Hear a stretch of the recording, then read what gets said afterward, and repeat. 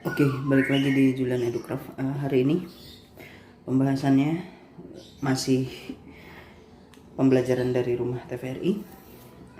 Hari ini pembahasan untuk kelas 4, 5, 6 matematika tentang garis dan sudut gitu ya. Tadi saya agak kurang sepakat kalau misalnya dijelaskan sudut dulu baru garis gitu ya, karena sebenarnya runtutannya garis dulu baru sudut gitu ya. Oke, saya jelaskan dulu. Pertama, garis itu adalah hubungan antara dua titik. Jadi misalnya kalau saya punya titik A, lalu saya punya titik B, ketika saya hubungkan, maka ini namanya garis AB. Gitu ya. Boleh nggak disebutnya garis BA? Boleh-boleh aja. Sama. Gitu ya, AB dan BA sama. Oke? Nah, itu untuk garis. Terus tadi di pembahasan dibahas tentang hubungan antara dua garis gitu ya. Hubungan antara dua garis. Hubungan antara dua garis memiliki makna bahwa jika dua garis saling dihubungkan,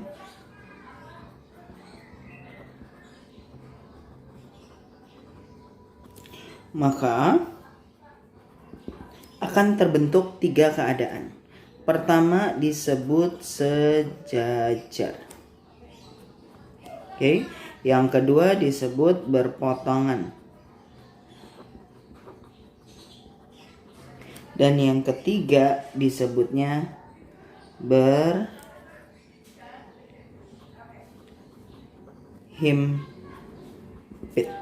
Oke, maksudnya sejajar apa? Nah, sejajar memiliki pengertian jika sinar garis diperpanjang, maka tidak akan pernah berpotongan. Dengan kondisi jadi seperti ini. Kalau misalnya tahu rel kereta api ya. Nah, rel itu kan bentuknya begini. Gitu ya. Ini ada gininya. Betul? Nah, garis atas dan bawah ini, garis atas dan bawah ini, ya, ini disebut sejajar. Karena ini kalau dilurusin ke sana atau dilurusin ke sana, dia mungkin bertemu nggak? Nggak mungkin ya. Jadi tidak akan mungkin bertemu, itu pengertian dari sejajar. Kalau yang berpotongan gimana? Nah, kalau tadi contohnya seperti,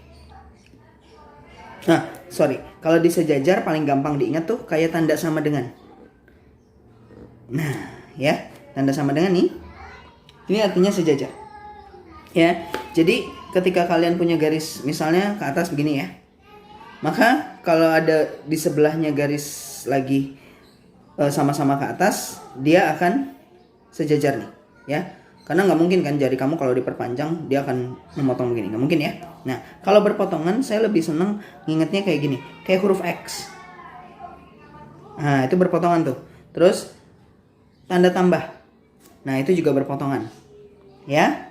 Atau hal-hal lain kayak di persimpangan gitu ya. Kalau orang ketabrakan tuh artinya berpotongan tuh. Ya, mobil sama mobil tabrakan. Nah, dia berpotongan tuh di satu titik gitu ya. Nah, itu yang namanya berpotongan. Jadi jika garis diperpanjang, maka akan berpotongan atau bersilangan gitu ya intinya. Terus kalau berhimpit gimana? Kalau berhimpit saya pakai 2 warna deh. Saya punya garis warna biru ya. Oke, saya tebalin gitu ya. Saya punya garis warna biru. Terus saya timpa dengan warna hitam. Artinya garis biru saya yang saya namain misalnya AB dengan garis hitam saya yang namanya CD, dia ada persis bertumpukan di satu tempat. Ya.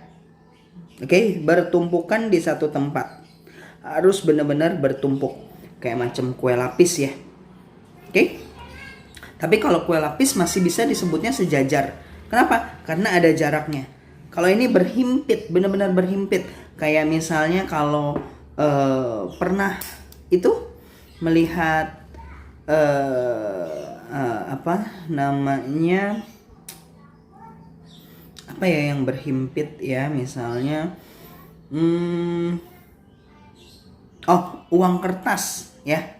Kalau uang kertas kamu himpit tuh, maksudnya uang kertas yang biasanya kalau dari ATM tuh suka nempel-nempel kan. Nah itu bisa disebutnya berhimpit. Jadi dia ada di satu titik yang sama gitu ya.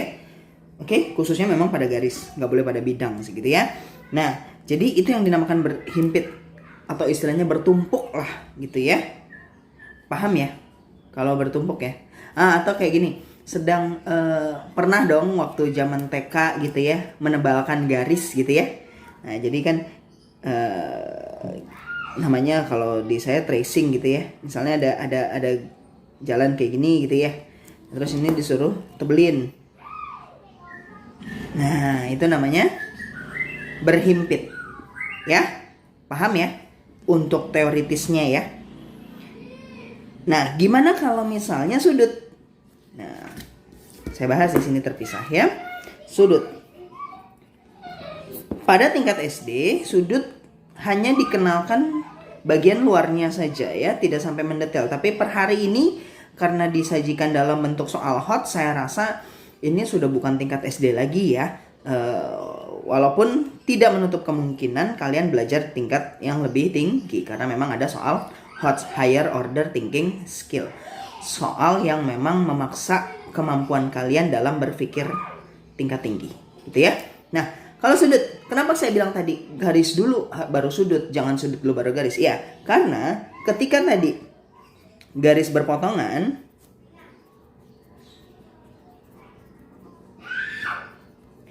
bertemu di satu titik,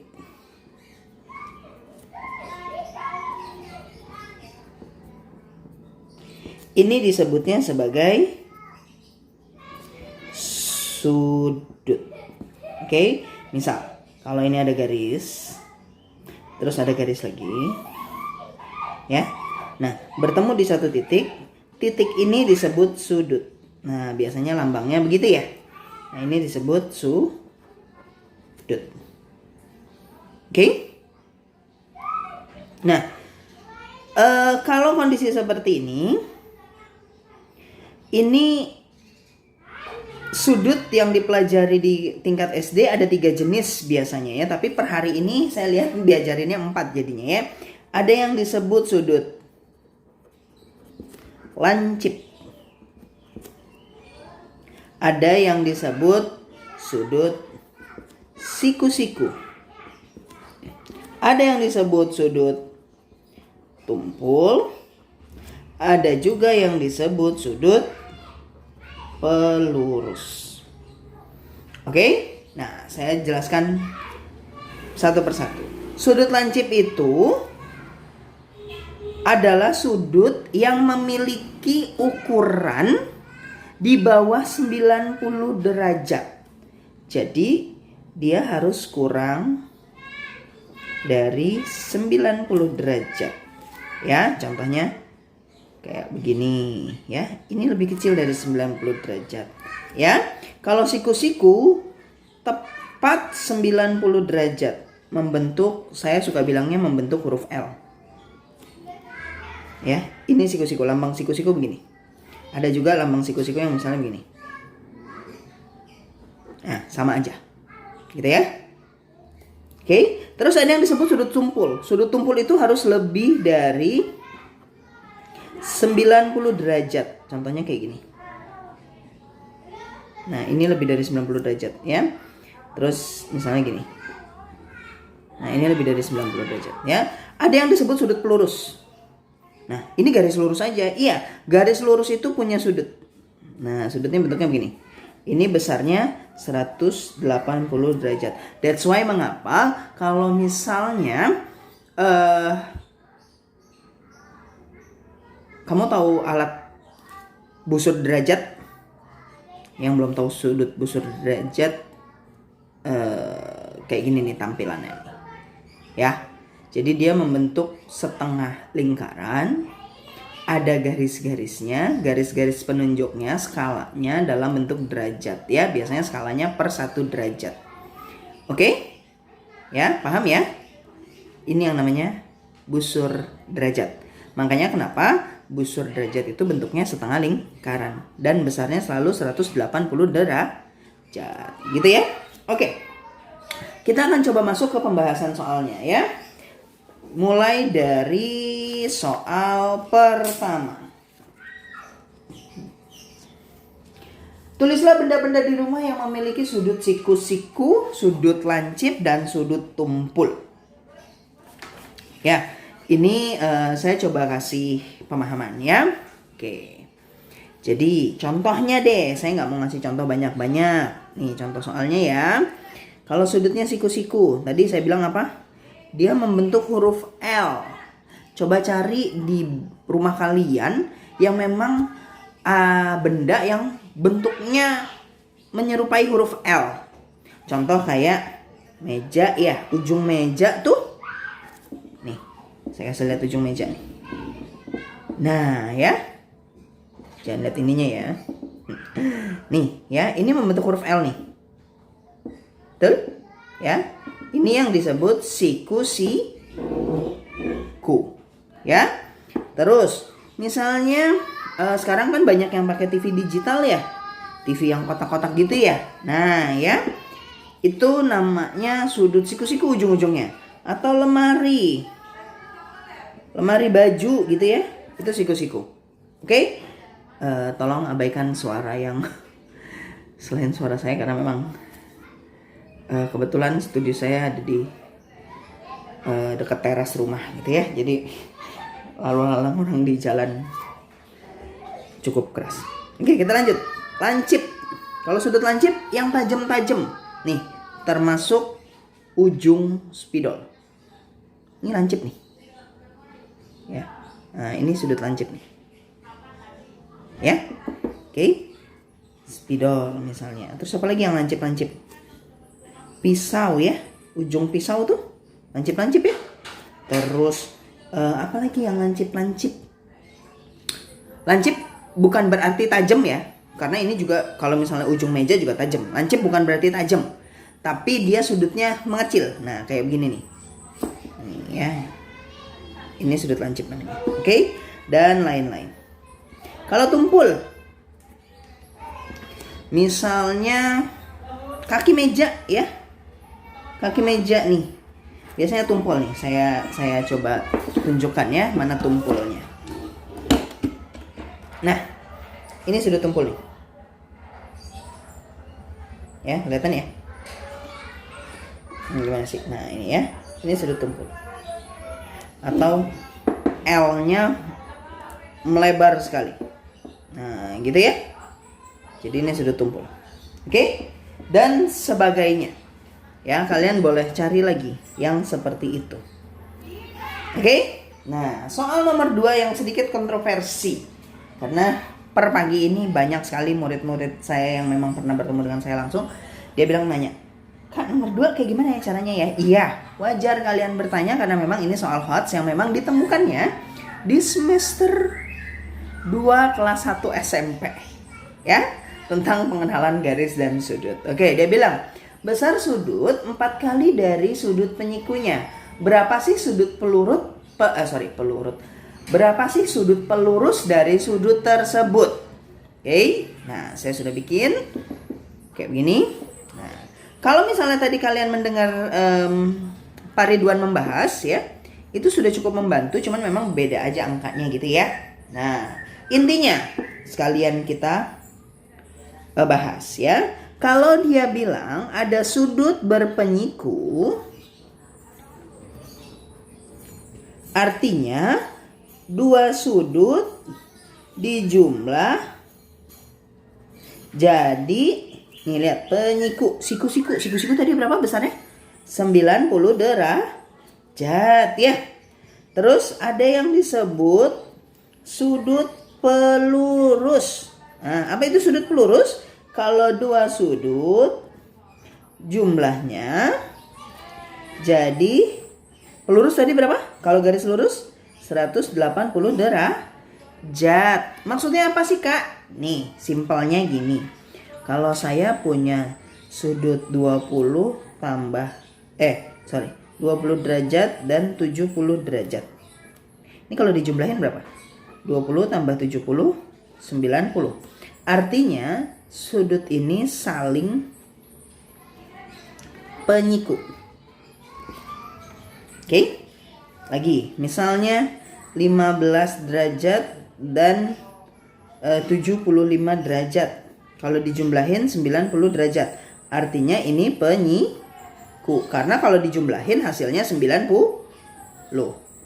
Kalau misalnya 10 sama 70, penyiku bukan? Kalau dijumlahin 80 ya. Maka ini tidak tidak penyiku. Ya, paham ya? Penyiku sama tidak penyiku ya. Oke? Jadi, pokoknya kalau dijumlahin 90 aja. Kalau pelurus, dijumlahin harus 180 aja. Ya, jadi kalau misalnya saya tanya nih, ini kan 20 sama 70. Kalau misalnya ditanya, berapa sih penyikunya? Nih, kalau saya tutup. Berapa penyiku 70? Kita cari. 70 tambah berapa ya supaya 90? Berarti 20. Maka sudut penyikunya 20. Begitu juga, terbalik. Misalnya, berapa sih penyikunya 15? Kita cari 15 tambah berapa supaya 90. Berapa jadinya? 75 ya. Kalau mau ditanya dapat dari mana sih Kak 75? Harus kita kurangi. Ini memang belum cocok sebenarnya ada di tingkat SD ya. Karena memang ini menggunakan dasar perhitungan aljabar. Yang memang sebenarnya kalian udah pelajari tapi kalian nggak nyadar gitu ya. Oke. Saya coba bahas soal yang tersebut. Nah, ya. Kita bandingkan. Besar sudut 4 kali dari penyikunya. Tadi Pak Ridwan membahasnya besar sudut 2 kali penyikunya, gitu ya. Oke? Jadi kita ubah aja ke dalam bahasa matematika. Besar sebuah sudut 4 kali dari penyikunya. Ya. Artinya, kalau kita anggap itu sebagai sudut X, ya kalau matematika sangat suka dengan huruf X ya, X derajat ya, dia bilang ini 4 kali dari sudut penyikunya. Ya, oke? Nah, 4 kali sudut penyikunya. Oke? Sederhananya gini. Kalau misalnya kita bikin sebuah sudut siku-siku gitu ya. Tadi kan kita bilang gini. Kalau penyiku itu kalau 2 sudut dijumlahin jadi 90. Kan kita nggak tahu nih sudutnya berapa. Kita anggap aja bikin. Asal-asalan aja. Kita anggap ini X. Gitu ya. Nah. Terus. Maka kalau dia 4 kali penyikunya, berarti kita jadiin 4X. Gitu ya. Karena kan sudutnya X. Penyikunya. Berarti ini 4X nih. Gitu ya. Kita anggap si X-nya sebagai penyiku. Oke. Nah. Maka. Ini caranya tinggal kita jumlahin aja. X tambah 4X sama dengan 90 derajat. Oke? Maka X tambah 4X berapa? 5X. Sorry. Waduh, nggak apa-apa ya. Ini X-nya saya kebiasaan soalnya mengajar ya. Nah, ini X-nya kalau misalnya nanti kalian belajar tentang aljabar. Ya, ditambah sama dengan 90. Berarti X-nya, ini 5X artinya 5 kali X. Gitu ya. Maka lawannya kali harus dibagi. Jadi 90 dibagi 5. Jawabannya 18 derajat. Wah, udah selesai? Belum. Ya. Yang dia tanya, berapa sih besar penyikunya? Gitu ya. Besar sudutnya. Sudutnya dia bilang apa? 4 kali sudut penyiku. Ini kan penyikunya nih. Jadi berarti sudutnya, sudut X sama dengan 4 dikali X. Ya. Jadinya 4 kali 18. Jadi 72 derajat. Gitu. Nah, dia tanya pelurus. Ayo ingat, kalau pelurus tadi apa? Dijumlahin harus 180. Lihat, ini yang kita punya berapa sudutnya? 72. Jadi kita tambahin nih. 72 ditambah berapa? Harus berapa? 180 derajat. Kenapa harus 180? Ya, karena dia pelurus. Berapa tuh jadinya? Maka titik-titiknya kita lawan aja ya. Kalau tadi ini lawannya kali dibagi, berarti lawannya tambah, sekarang kurang. Jadi 180 kurang 72. Wah, maka jawabannya berapa? 108 derajat. Begitu, ya. Oke? Maka kalau kayak begini, ini namanya pengenalan sudut beserta pembelajaran aljabar. Makanya kenapa disebutnya HOTS ya. Oke? Maklum kalau misalnya memang dari kalian banyak yang belum paham tentang ini gitu ya. Jadi intinya gitu aja. Kalau misalnya ada X 4 kali sudut penyikutnya, ya berapa penyikutnya tuh? Ya pokoknya segitu.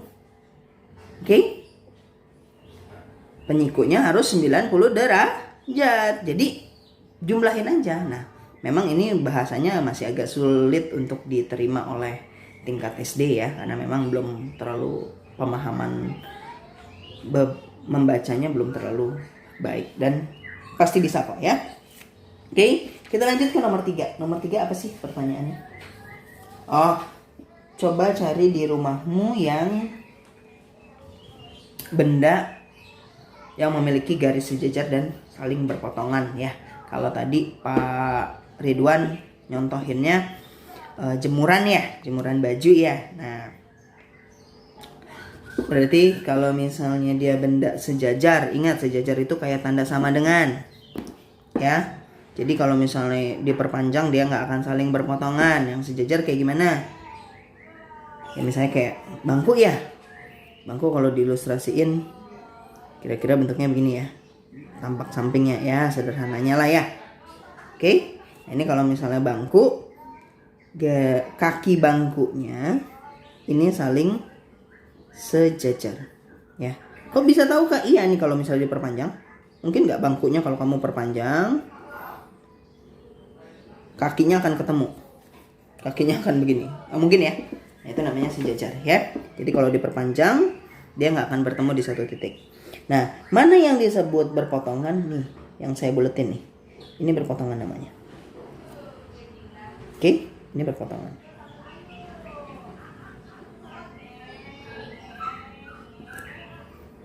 Oke, itu berpotongan. Karena kalau ini saya perpanjang, nah dia saling memotong tuh, ya, membentuk tanda tambah. Ingatnya gitu aja. Kalau sejajar bentuk tanda sama dengan, kalau bentuknya tanda tambah atau dia saling berpotongan namanya berpotongan. Nah, yang repot nih yang berhimpit nih ya. Kalau berhimpit gimana? Logikanya gini. Ya, logika dasarnya nih, kalau dalam bentuk 2 dimensi gambar. Nah, bangku kalau misalnya kita taruhnya saling bertolak belakang ya. Nah, sandaran bangkunya ini saling berhimpit nih. Ya, walaupun secara nalurinya nggak mungkin berhimpit ya. Atau bangku yang ditumpuk-tumpuk, nah itu berhimpit tuh ya, dianggapnya berhimpit walaupun memang ada jarak gitu ya. Paham ya? tentang sejajar, berpotongan, dan berhimpit. Ya, oke. Saya rasa itu dulu pembahasannya.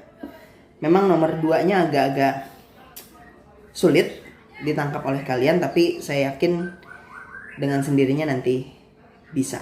Ya, ingat, latihan terus-menerus, tetap belajar di rumah. Jangan lupa like, share, komen, dan subscribe biar makin banyak kawan-kawan kita di luar memahami matematika dengan lebih mudah. Sampai ketemu lagi.